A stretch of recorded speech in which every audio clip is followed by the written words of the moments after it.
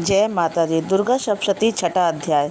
ऋषि कहते हैं, देवी को यह कथन सुनकर दूत अत्यंत क्रोधित हुआ। उसने दैत्यराज के पास जाकर संपूर्ण समाचार विस्तार पूर्वक कह सुनाया। दूत के वचन सुनकर दैत्यराज अत्यंत कोपित हो उठा और असुर सेनापति धूम्रलोचन से बोला, धूम्रलोचन, तुम शीघ्र ही अपनी सेना लेकर जाओ और उस दुष्ट को केश पकड़ के घसीटते हुए बलपूर्वक यहाँ ले आओ।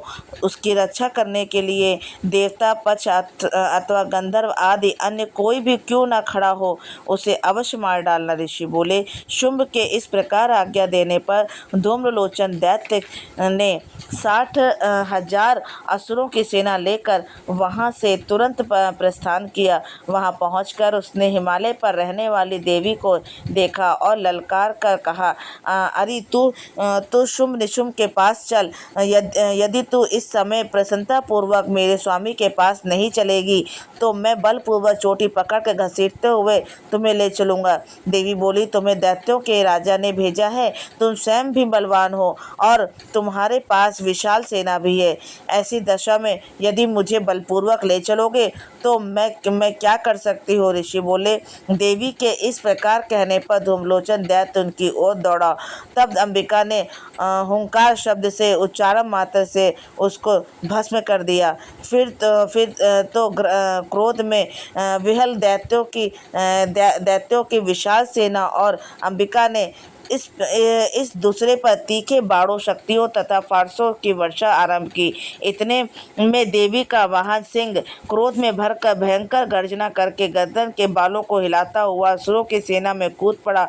उसने कुछ दैत्यों की नखों की मार से, कितनों को अपने जबड़ों की मार से और कितने ही महादैत्यों की पटक का दाढ़ों से जख्मी करके मार डाला। उस सिंह ने अपने नखों से कितनों के पेट फाड़ डाले और थप्पड़ मंजा मारकर कितनों के सिर धड़ से अलग कर दिए, कितनों को की भुजाएं और मस्तक काट डाले और अपनी गर्दन के बाल हिलाते हुए उसने दूसरे दैत्यों के पेट फाड़कर उनका रक्त चूस लिया।